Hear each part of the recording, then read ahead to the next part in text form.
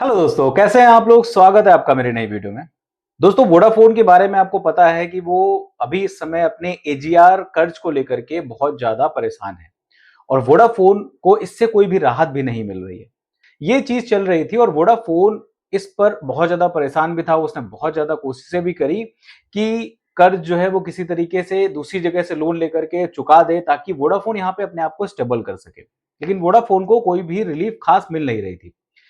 लेकिन अभी कुछ दिन पहले आपने देखा कि एयरटेल और जियो ने अपने सस्ते रिचार्ज प्लान को बंद कर दिया है।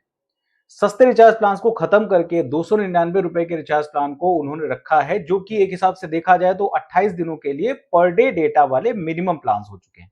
अब ऐसा लग रहा है कि मार्केट में एयरटेल और जियो की डुओपोली चल रही है और दोनों मिलकर के ही काम कर रहे हैं। तो ऐसे में गवर्नमेंट की तरफ से भी कुछ ना कुछ एक्शन हो सकता है, जो कि वोडाफोन के लिए बहुत बेहतर हो सकता है।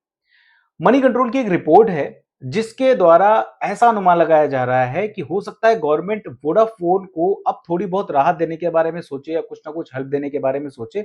जो भी उसके पास लोन है, जो कि उसके पास में कर्ज है, गवर्नमेंट का जो पैसा है उस पर कुछ ना कुछ रिलीफ देने के बारे में गवर्नमेंट सोच सकती है।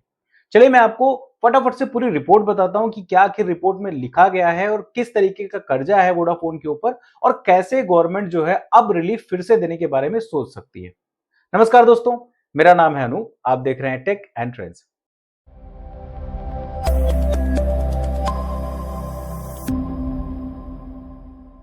अब दोस्तों, सबसे पहले तो आपको बता दूं कि जियो और एयरटेल जो है उनकी डुओपोली बहुत ही बेहतरीन तरीके से चल रही है। एकदम भाईचारा चल रहा है उन लोगों का और उस भाईचारे के चक्कर में जितने भी कस्टमर्स हैं टेलीकॉम इंडस्ट्री के, वो सब परेशान हो रहे हैं।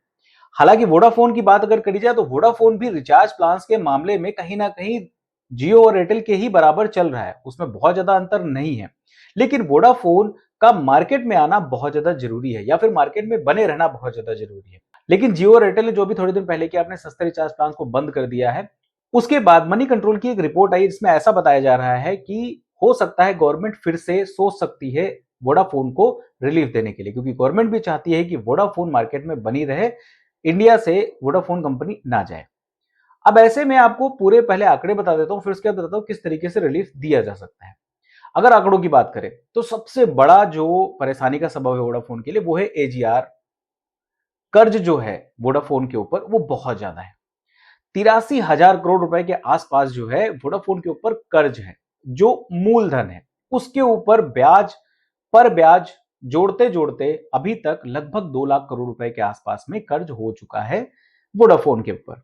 और जिसको लेकर के गवर्नमेंट की तरफ से सिंपली बोल दिया गया है कि हम आपको थोड़ा सा वक्त दे सकते हैं, लेकिन आपको पेमेंट तो देना पड़ेगा, इसमें हम कोई भी रिलीफ नहीं देंगे, जो कि पुरानी रिपोर्ट है। और जिसमें वोडाफोन को मार्च 2026 से हर साल 18,000 करोड़ रुपए देना है और 18,000 करके उसको चुकाना है आने वाले 10 से 12 सालों में।